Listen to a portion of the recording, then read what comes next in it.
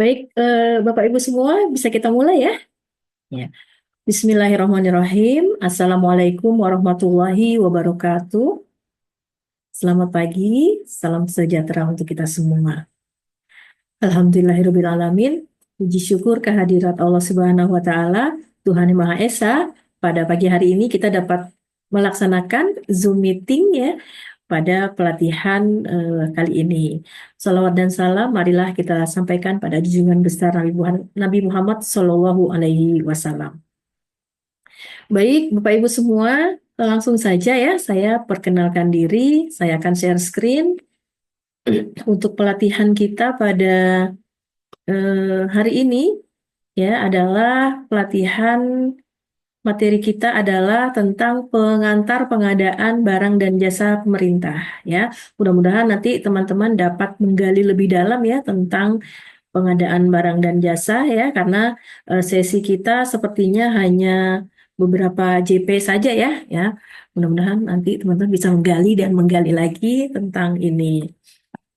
Baik, perkenalkan saya Enda Prasetyani, saya Widya Iswara di Pusikat Kementerian Agama ya di Tangerang Selatan ya. Ini adalah apa email, kemudian WA, Facebook dan juga Instagram saya. Nanti bisa teman-teman bisa komunikasi juga ya lewat media sosial ini. Itu saja perkenalan singkat ya dari saya dan mudah-mudahan teman-teman semua di sini hari ini dalam keadaan senang ya perasaannya ya. Ya, mudah-mudahan kalau saya lihat dari senyum-senyumnya ini ya, wah, senyum-senyumnya menampakkan kebahagiaan ya. Mudah-mudahan insya Allah ya. Dan senang seterusnya. Mudah-mudahan insya Allah. Oke, kemudian selanjutnya ada berapa benda di gambar ini? Boleh silahkan di kolom chat ya. Sampaikan kira-kira ada berapa benda ya.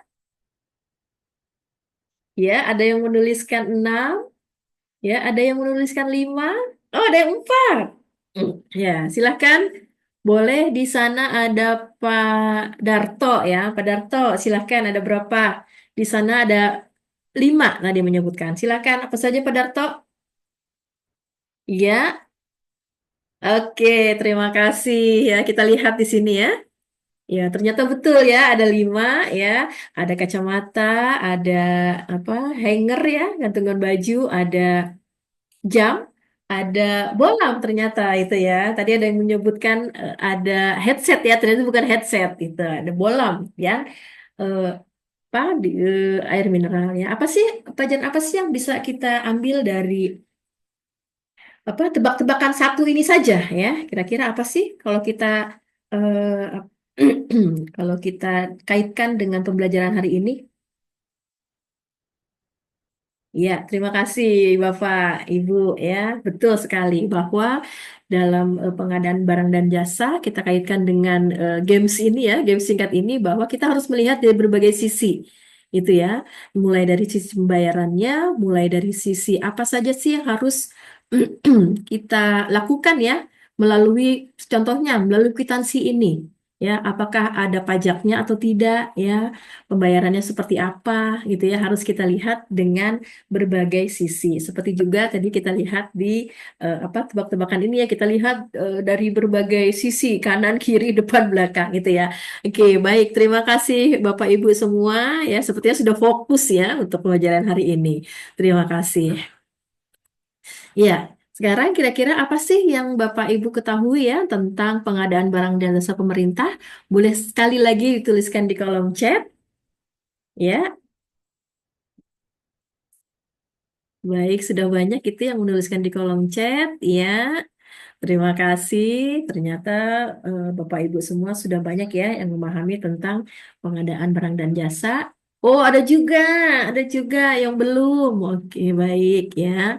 Ya, baik. Dari pembelajaran ini, mudah-mudahan Bapak Ibu semua bisa banyak ya memperoleh pembelajaran melalui materi ini dan juga nanti diskusi-diskusi ya. Kira-kira apa saja sih yang yang bisa dilaksanakan, kemudian terkait juga hal-hal ya, kasus-kasus apa sih yang ada di instansi Bapak Ibu sekalian ya. Ya, terima kasih atas responnya ya. Ya, oke. Untuk kompetensi dasar ya, apa saja sih yang bisa teman-teman semua nanti ikuti ya dari pembelajaran ini? Nantinya teman-teman semua bisa menjelaskan ya gambaran tentang pengantar pengadaan barang dan jasa pemerintah. Ya, kemudian indikatornya apa sih setelah mengikuti pembelajaran ini? Mudah-mudahan nanti Bapak Ibu semua memahami mengetahui tentang ketentuan umum ya pengadaan barang dan jasa, kemudian tujuannya apa, kebijakannya apa saja, prinsip-prinsipnya apa saja, etika-etikanya, juga aspek-aspek hukum yang ada di pengadaan barang dan jasa pemerintah, juga pelaku-pelakunya siapa saja sih? Juga peran usaha kecil, penggunaan produk dalam negeri, juga pengadaan berkelanjutan, itu semua nanti akan dipelajari dalam materi ini juga pengadaan barang dan jasa secara elektronik, sumber daya manusia dan kelembagaan pengadaan barang dan jasa, dan diakhiri dengan pengawasan, pengaduan, sanksi, dan juga pelayanan hukum dalam pengadaan barang dan jasa pemerintah. Banyak sekali ya yang akan dibahas pada materi kali ini. Ya, selanjutnya kita masuk ke sesi yang pertama, submaterinya yaitu ketentuan umum pengadaan barang dan jasa pemerintah. Ya.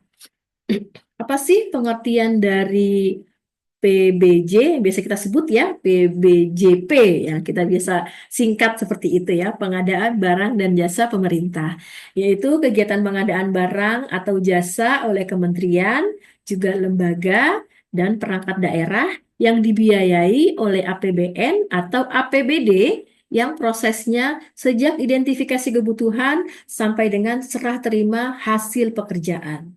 Jadi prosesnya itu ya mulai dari identifikasi kebutuhan apa saja sih yang kita perlukan ya untuk pengadaan-pengadaan di instansi kita itu ya sampai dengan nanti di akhir ya ada serah terima hasil pekerjaan ya jadi sampai dengan akhirnya ya serah terima hasil pekerjaan itu selesai sampai di mana itu ya.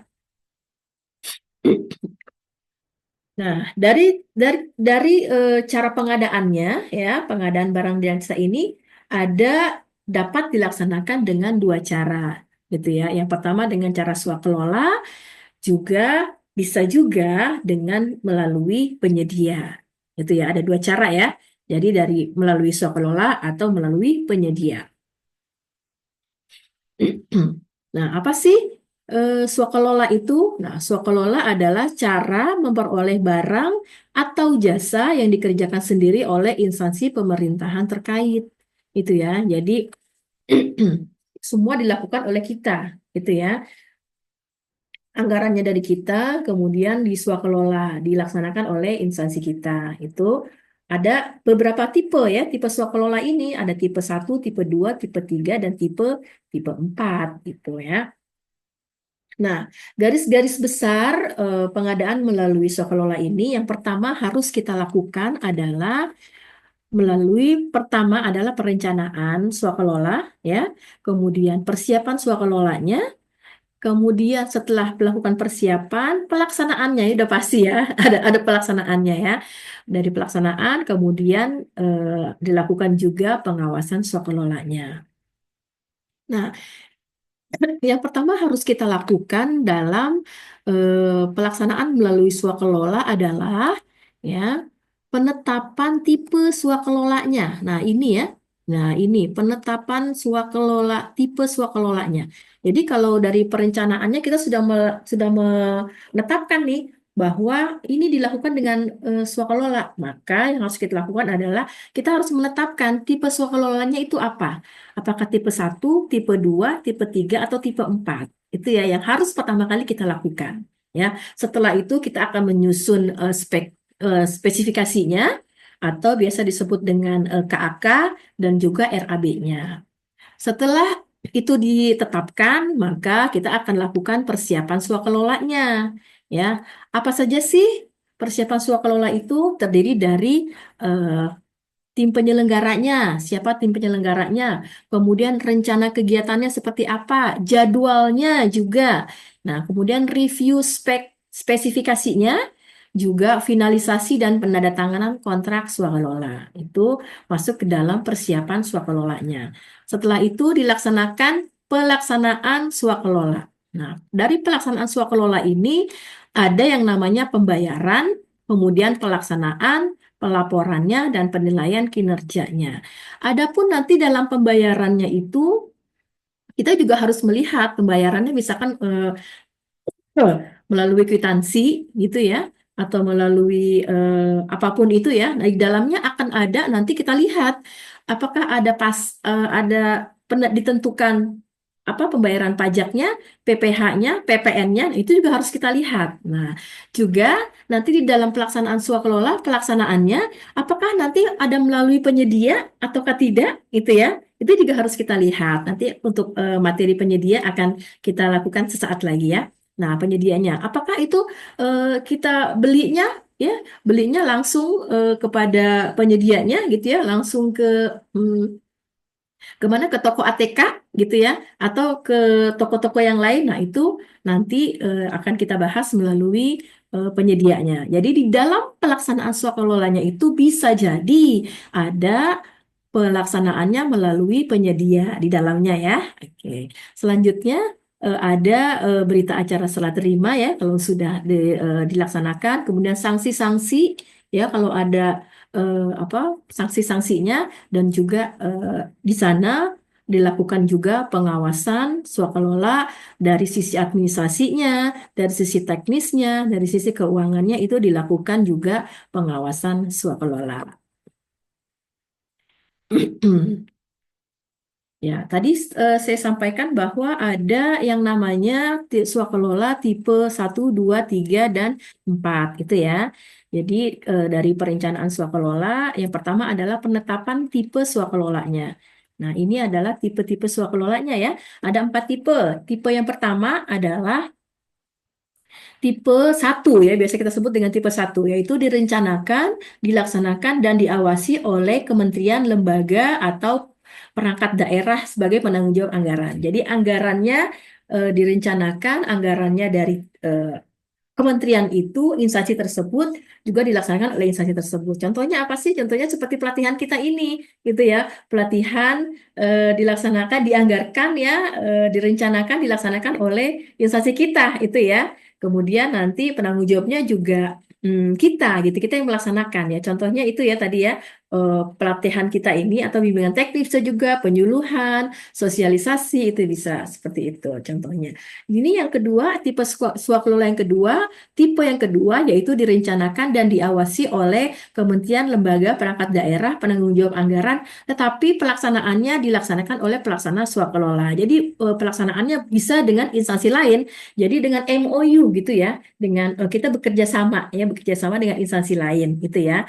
Misalkan kegiatan pendidikan, kegiatan pelatihan juga bisa itu ya, jadi dilaksanakan oleh instansi yang lain juga atau pengujian laboratorium itu bisa dilaksanakan. Jadi anggarannya dari instansi kita, tapi pelaksanaan adalah instansi yang lain. Itu tipe 2. Tipe yang ketiga direncanakan dan diawasi oleh KLPD penanggung jawab anggaran, tapi dilaksanakan oleh organisasi kemasyarakatan. Itu ya. Jadi perencanaannya kita, diawasinya kita, penanggung jawab anggarannya kita, tetapi dilaksanakan oleh organisasi kemasyarakatan. Gitu ya. Contohnya adalah pemberian vaksin rabies ya, atau pelatihan pemotongan hewan kurban oleh organisasi kemasyarakatan gitu ya. Itu tipe 3. Untuk tipe yang keempat ini ya, ini tipe yang yaitu direncanakan sendiri oleh KLPD ya sebagai penanggung jawab anggaran atau berdasarkan usulan dari kelompok masyarakat. Nah, dan dilaksanakan diawasi oleh kelompok masyarakat pelaksana swakelola.